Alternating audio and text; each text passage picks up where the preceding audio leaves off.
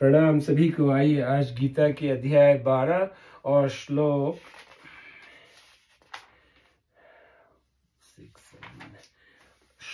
8 से शुरू करते हैं। संबंध।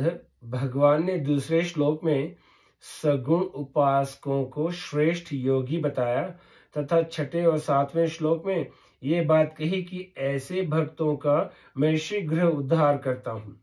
इसीलिए अब भगवान अर्जुन को ऐसा श्रेष्ठ योगी बनने के लिए पहले 8वें श्लोक में समर्पण योग रूप साधन का वर्णन करके फिर 9वें, 10वें और 11वें श्लोक में क्रमश अभ्यास योग, भगवदर्थ कर्म और सर्व कर्म फल त्याग रूप साधनों का वर्णन करते हैं। तो ये श्लोक 8। मय्येव मन आधत्स्व मयि बुद्धि निवेशय निवसिष्यसि मय्येव अत उधर्म न संशय। मतलब तू मेरे में मन को लगा और मेरे में ही बुद्धि को लगा, इसके बाद तू मेरे में ही निवास करेगा, इसमें संशय नहीं है। व्याख्या। मय्येव मन आधत्स्व मयि बुद्धि निवेशय। भगवान के मत में ही वे ही पुरुष उत्तम योग वेत्ता हैं जिनको भगवान के साथ अपने नित्य योग का अनुभव हो गया है। सभी साधकों को उत्तम योग वेत्ता बनाने के उद्देश्य से भगवान अर्जुन को निमित्त बनाकर यह आज्ञा देते हैं कि मुझ परमेश्वर को ही परम श्रेष्ठ और परम प्रापणीय मानकर बुद्धि को मेरे में लगा दे और मेरे को ही अपना परम प्रियतम मानकर मन को मेरे में लगा दे। भगवान में हमारी स्वतः सिद्ध स्थिति मतलब नित्य योग है, परंतु भगवान में मन बुद्धि न लगने के कारण हमें भगवान के साथ अपने स्वतः सिद्ध नित्य संबंध का अनुभव नहीं होता। इसीलिए भगवान कहते हैं कि मन बुद्धि को मेरे में लगा, फिर तू मेरे में ही निवास करेगा जो पहले से ही है, अर्थात तुझे मेरे में अपनी स्वतः सिद्ध स्थिति का अनुभव हो जाएगा। मन बुद्धि लगाने का तात्पर्य यह है कि अब तक मनुष्य जिस मन से जड़ संसार में ममता, आसक्ति, सुख भोग की इच्छा, आशा आदि के कारण बार बार संसार का ही चिंतन करता रहा है और बुद्धि से संसार में ही अच्छे बुरे का निश्चय करता रहा है, उस मन को संसार से हटाकर भगवान में लगाए तथा बुद्धि के द्वारा दृढ़ता से निश्चय करे कि मैं केवल भगवान का ही हूँ और केवल भगवान ही मेरे हैं तथा मेरे लिए सर्वोपरि परम श्रेष्ठ एवं परम प्रापणीय भगवान ही हैं। ऐसा दृढ़ निश्चय करने से संसार का चिंतन और महत्व समाप्त हो जाएगा और एक भगवान के साथ ही संबंध रह जाएगा। यही मन बुद्धि का भगवान में लगाना है। मन बुद्धि लगाने में बुद्धि का लगाना मुख्य है। किसी विषय में पहले बुद्धि का ही निश्चय होता है और फिर बुद्धि के उस निश्चय को मन स्वीकार कर लेता है। साधन करने में भी पहले मतलब उद्देश्य बनाने में साधन करने में भी पहले बुद्धि की प्रधानता होती है, फिर मन की प्रधानता होती है।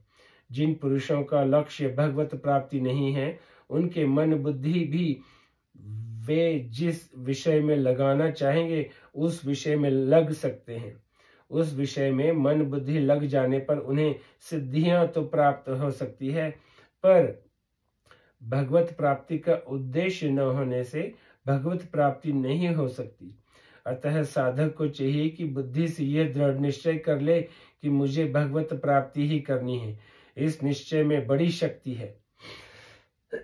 ऐसे निश्चयात्मिक बुद्धि होने में सबसे बड़ी बाधा है भोग संग्रह का सुख लेना।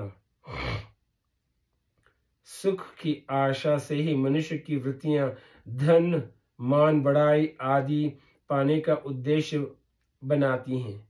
इसीलिए उसकी बुद्धि बहुत भेदों वाली तथा अनंत हो जाती है। गीता।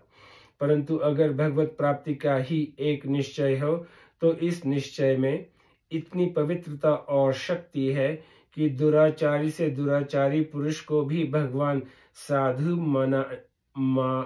मानने के लिए तैयार हो जाते हैं। इस निश्चय मात्र के प्रभाव से वह शीघ्र ही धर्मात्मा हो जाता है और सदा रहने वाली परम शांति प्राप्त कर लेता है। गीता। मैं भगवान का ही हूँ और भगवान ही मेरे हैं, ऐसा निश्चय मतलब साधक की दृष्टि में ऐसा निश्चय बुद्धि में हुआ प्रतीत होता है, परंतु वास्तव में ऐसा नहीं है। बुद्धि में ऐसा निश्चय दिखने पर भी साधक को इस बात का पता नहीं होता कि वह स्वयं पहले से ही भगवान में स्थित है। वह चाहे इस बात को न भी जाने, पर वास्तविकता यही है। स्वयं भगवान में स्थित होने की पहचान यही है कि इस संबंध की कभी विस्मृति नहीं होती। अगर यह केवल बुद्धि की बात हो तो भूली भी जा सकती है, पर मैंपन की बात को साधक कभी नहीं भूलता। जैसे मैं विवाहित हूं, यह मैंपन का निश्चय है, बुद्धि का नहीं। इसीलिए मनुष्य इस बात को कभी नहीं भूलता। अगर कोई यह निश्चय कर ले कि मैं अमुक गुरु का शिष्य हूं, तो इस संबंध के लिए कोई अभ्यास न करने पर भी यह निश्चय उसके भीतर अटल रहता है। स्मृति में तो स्मृति रहती ही है, विस्मृति में भी संबंध की स्मृति का अभाव नहीं होता, क्योंकि संबंध का निश्चय मैंपन में है। इस प्रकार संसार में माना हुआ संबंध भी जब स्मृति और विस्मृति दोनों अवस्थाओं में अटल रहता है, तब भगवान के साथ जो सदा से ही नित्य संबंध है, उसकी विस्मृति कैसे हो सकती है। अतः मैं भगवान का ही हूँ और भगवान ही मेरे हैं। इस प्रकार मैंपन मतलब स्वयं के भगवान में लग जाने से मन बुद्धि भी स्वयं स्वतः भगवान में लग जाते हैं। मन बुद्धि में अंतःकरण चतुष्टय का अंतर्भाव है। मन के अंतर्गत चित्त का और बुद्धि के अंतर्गत अहंकार का अंतर्भाव है। मन बुद्धि भगवान में लगने से अहंकार का आधार स्वयं भगवान में लग जाएगा और परिणाम स्वरूप मैं भगवान का ही हूँ और भगवान ही मेरे हैं, ऐसा भाव हो जाएगा। इस भाव में निर्विकल्प स्थिति होने से मैंपन भगवान में लीन हो जाएगा। विशेष बात, साधारणतया अपना स्वरूप मतलब मैंपन का आधार स्वयं, साधारणतया अपना स्वरूप मन बुद्धि शरीर आदि के साथ दिखता है, पर वास्तव में इनके साथ है नहीं। सामान्य रूप से प्रत्येक व्यक्ति यह अनुभव कर सकता है कि बचपन से लेकर अब तक शरीर इंद्रियां मन बुद्धि आदि सब के सब बदल गए, पर मैं वही हूँ। अतः मैं बदलने वाला नहीं हूँ। इस बात को आज से ही दृढ़ता पूर्वक मान लेना चाहिए। साधारणतया मनुष्य बुद्धि से ही समझने की चेष्टा करता है, पर यहाँ स्वयं से जानने की बात है। विचार करें, एक और अपना स्वरूप नहीं बदला, यह सभी का प्रत्यक्ष अनुभव है और आस्तिकों एवं भगवान में श्रद्धा रखने वालों के भगवान भी कभी नहीं बदले। दूसरी ओर शरीर इंद्रियां मन बुद्धि आदि सब के सब बदल गए और संसार भी बदलता हुआ प्रत्यक्ष दिखता है। इससे सिद्ध हुआ कि कभी न बदलने वाले स्वयं और भगवान दोनों एक जाति के हैं, जबकि निरंतर बदलने वाले शरीर और संसार दोनों एक जाति के हैं। न बदलने वाले स्वयं और भगवान दोनों ही व्यक्त रूप से नहीं दिखते, जबकि बदलने वाले शरीर और संसार दोनों ही व्यक्त रूप से प्रत्यक्ष दिखते हैं। बदलने वाले मन बुद्धि इंद्रियां शरीर आदि को पकड़कर ही स्वयं अपने को बदलने वाला मान लेता है। वास्तव में अहंकार जो सत्ता रूप से आधार मतलब स्वयं है, वह कभी नहीं बदलता, क्योंकि वह परमात्मा का अंश स्वरूप है। वास्तव में मैं क्या हूँ इसका तो पता नहीं, पर मैं हूँ इस होनेपन में थोड़ा भी संदेह नहीं है। जैसे संसार प्रत्यक्ष दिखता है, ऐसे ही मैं पन का भी भान होता है। इसीलिए तत्वत मैं क्या है, इसकी खोज करना साधक के लिए बहुत उपयोगी है। मैं क्या है इसका तो पता नहीं, परंतु संसार मतलब शरीर क्या है इसका तो पता है ही। संसार और शरीर उत्पत्ति विनाश वाला है, सदा एक रस रहने वाला नहीं है। यह सबका अनुभव है। इस अनुभव को निरंतर जागृत रखना चाहिए। यह नियम है कि संसार और मैं दोनों में से किसी एक का भी ठीक ठीक ज्ञान होने पर दूसरे के स्वरूप का ज्ञान अपने आप हो जाता है। मैं का प्रकाशक और आधार अपना स्वरूप चेतन और नित्य है। इसीलिए उत्पत्ति विनाशशील वाले जड़ संसार से स्वरूप का कोई संबंध नहीं है। स्वरूप का तो भगवान से स्वतः सिद्ध संबंध है। इस संबंध को पहचानना ही मैं की वास्तविकता का अनुभव करना है। इस संबंध को पहचान लेने पर मन बुद्धि स्वतः भगवान में लग जाएंगे। चेतन और अविनाशी स्वरूप मतलब आत्मा को ही स्वयं अहम का आधार, वास्तविक मैं का प्रकाशक, आधार आदि नामों से कहा जाता है। निवसिष्यसि मयेव अत उद्धर्व न संशय। यहाँ अत उद्धर्वम पदों का भाव यह है कि जिस क्षण मन बुद्धि भगवान में पूरी तरह लग जाएंगे, अर्थात मन बुद्धि में कृष्ण मात्र भी अपनापन नहीं रहेगा, उसी क्षण भगवत प्राप्ति हो जाएगी। ऐसा नहीं है कि मन बुद्धि पूर्णतः लगने के बाद भगवत प्राप्ति में काल का कोई व्यवधान रह जाए। भगवान कहते हैं कि हे अर्जुन, मुझ में ही मन बुद्धि लगाने पर तू मुझ में निवास करेगा, इसमें संशय नहीं है। इससे ऐसा मालूम देता है कि अर्जुन के हृदय में कुछ संशय है, तभी भगवान न संशय पद देते हैं। यदि संशय की संभावना न होती तो इस पद को देने की आवश्यकता ही नहीं पड़ती। वह संशय क्या है? मनुष्य के हृदय में प्राय यह बात बैठी हुई है कि कर्म अच्छे होंगे, आचरण अच्छे होंगे, एकांत में ध्यान लगाएंगे तभी परमात्मा की प्राप्ति होगी, और यदि इस प्रकार साधन नहीं कर पाए तो परमात्मा प्राप्ति असंभव है। इस भ्रम को दूर करने के लिए भगवान कहते हैं कि मेरी प्राप्ति का उद्देश्य रखकर मन बुद्धि को मेरे में लगाना जितना कीमती है, ये सब साधन मिलकर भी उतने कीमती नहीं हो सकते। अतः मन बुद्धि को मेरे में लगाने से निश्चय ही मेरी प्राप्ति होगी, इसमें कोई संशय नहीं है। मयर्पित मनो बुद्धिर मामे वैश्य संशयम। गीता। जब तक बुद्धि में संसार का महत्व है और मन से संसार का चिंतन होता रहता है, तब तक मतलब परमात्मा में स्वाभाविक स्थित होते हुए भी तब तक अपनी स्थिति संसार में ही समझनी चाहिए। संसार में स्थिति अर्थात संसार का संगन रहने से ही संसार चक्र में घूमना पड़ता है। उपयुक्त पदों से अर्जुन का संशय दूर करते हुए भगवान कहते हैं कि तू यह चिंता मत कर कि मेरे में मन बुद्धि सर्वथा लग जाने पर तेरी स्थिति कहाँ होगी। जिस क्षण तेरे मन बुद्धि एकमात्र मेरे में सर्वथा लग जाएंगे, उसी क्षण तू मेरे में ही निवास करेगा। मन बुद्धि भगवान में लगाने के सिवाय साधक के लिए और कोई कर्तव्य नहीं है।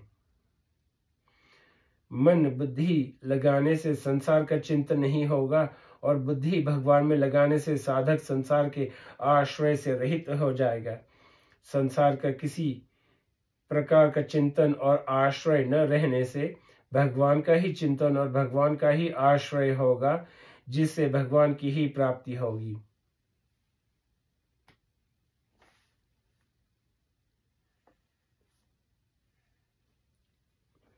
मन बुद्धि भगवान में लगाने के सिवाय साधक के लिए और कोई कर्तव्य नहीं है। यह मन के साथ चित्त को तथा बुद्धि के साथ अहम को भी ले लेना चाहिए, क्योंकि भगवान में चित्त और अहम के लगे बिना तू मेरे में ही निवास करेगा यह कहना सार्थक नहीं होगा। संपूर्ण सृष्टि के एकमात्र ईश्वर परमात्मा का ही साक्षात अंश यह जीवात्मा है, परंतु यह इस सृष्टि के एक तुच्छ अंश शरीर, इंद्रियां, मन, बुद्धि आदि को अपना मानकर इनको अपनी ओर खींचता है। गीता अर्थात इनका स्वामी बन बैठता है। वह जीवात्मा इस बात को सर्वथा भूल जाता है कि ये मन, बुद्धि आदि भी तो उसी परमात्मा की समष्टि सृष्टि के ही अंश है। मैं उसी परमात्मा का अंश हूँ और सर्वदा उसी में स्थित हूँ। इसको भूलकर वह अपनी अलग सत्ता मानने लगता है, जैसे एक करोड़पति का मूर्ख पुत्र उससे अलग होकर अपनी विशाल कोठी के 1-2 कमरों पर अपना अधिकार जमाकर अपनी उन्नति समझ लेता है, पर जब उसे अपनी भूल समझ में आ जाती है तब उसे करोड़पति का उत्तराधिकारी होने में कठिनाई नहीं होती। इसी लक्ष्य से भगवान कहते हैं कि जब तू इन व्यष्टि मन बुद्धि को मेरे अर्पण कर देगा, जो स्वतः ही मेरे हैं, क्योंकि मैं ही समष्टि मन बुद्धि का स्वामी हूँ, तो स्वयं इनसे मुक्त होकर वास्तव में पहले से ही मेरा अंश और मेरे में ही स्थित होने के कारण निसंदेह मेरे में ही निवास करेगा। भगवान ने 7वें अध्याय के 4थे श्लोक में 5 महाभूत मन, बुद्धि और अहंकार इस प्रकार 8 भागों में विभक्त अपनी अपरा मतलब जड़ प्रकृति का वर्णन किया और 5वें श्लोक में इससे भिन्न अपनी जीवभूता परा चेतन प्रकृति का वर्णन किया। इन दोनों प्रकृतियों को भगवान ने अपनी कहा और अतः इन दोनों के स्वामी भगवान हैं। इन दोनों में जड़ प्रकृति का कार्य होने से अपरा प्रकृति तो निकृष्ट है और चेतन परमात्मा का अंश होने से यह परा प्रकृति श्रेष्ठ है। गीता परंतु परा प्रकृति जीव भूल से अपरा प्रकृति को अपनी तथा अपने लिए मानकर उससे बंध जाता है तथा जन्म मरण के चक्र में पड़ जाता है। गीता इसीलिए भगवान इस श्लोक में यह कह रहे हैं कि मन बुद्धि रूप अपरा प्रकृति से अपनापन हटाकर इनको मेरी ही मान ले, जो वास्तव में मेरी ही है। इस प्रकार मन बुद्धि को मेरे अर्पण करने से इनके साथ भूल से माना हुआ संबंध टूट जाएगा और तेरे को मेरे साथ अपने स्वतः सिद्ध नित्य संबंध का अनुभव हो जाएगा। भगवत प्राप्ति संबंधी विशेष बात। भगवान की प्राप्ति किसी साधन विशेष से नहीं होती, कारण कि ध्यान आदि साधन शरीर, मन, बुद्धि, इंद्रियों के आश्रय से होते हैं। शरीर, मन, बुद्धि, इंद्रियां आदि प्रकृति के कार्य होने से जड़ वस्तुएं हैं। जड़ पदार्थों के द्वारा चिन्मय भगवान खरीदे नहीं जा सकते, क्योंकि प्रकृति के संपूर्ण पदार्थ मिलकर भी चिन्मय परमात्मा के समान कभी नहीं हो सकते। सांसारिक पदार्थ कर्म पुरुषार्थ करने से ही प्राप्त होते हैं, अतः साधक भगवान की प्राप्ति को भी स्वाभाविक ही कर्मों से होने वाली मान लेता है। इसीलिए भगवत प्राप्ति के संबंध में भी वह यही सोचता है कि मेरे द्वारा किए जाने वाले साधन से ही भगवत प्राप्ति होगी। मन शतरूपा पार्वती आदि को तपस्या से ही अपने इष्ट की प्राप्ति हुई। मनु शतरूपा पार्वती आदि को तपस्या से ही अपने इष्ट की प्राप्ति हुई। इतिहास पुराणादि में इस प्रकार की कथाएं पढ़ने सुनने से साधक के अंतकरण में ऐसी छाप पड़ जाती है कि साधन के द्वारा ही भगवान मिलते हैं और उसकी यह धारणा क्रमश दृढ़ होती रहती है। परंतु साधन से ही भगवान मिलते हों ऐसी बात वस्तुत है नहीं। तपस्या आदि साधनों से जहाँ भगवान की प्राप्ति हुई दिखती है, वहां भी वह जड़ के साथ माने हुए संबंध का सर्वथा विच्छेद होने से ही हुई है, न कि साधनों से।